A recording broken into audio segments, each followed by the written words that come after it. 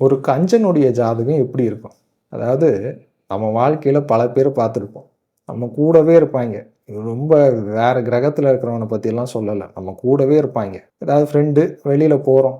வெளில போம்போது மதியானம் டைம் ஆகுது. "சாப்பிடலாம்டா வாடா" அப்படின்னா, நம்ம வாங்கி குடுக்குறோம்னா, பெரிய ஸ்டார் ஹோட்டல்ல கூட்டு போய் அங்க இருக்கிற மெனுல இருக்கிற காஸ்ட்லியான ஐட்டம்ஸ் எல்லாத்தையும் ஆர்டர் பண்ணி உட்காந்து ஃபுல் கட்டு கட்டுவாய்ங்க. அதுவே "என்கிட்ட இன்னைக்கு காசு இல்லடா, பசிக்குது, ஏதாவது சாப்பிடலாமா?" அப்படின்னு கேட்டோம்னா, "எதுக்கு?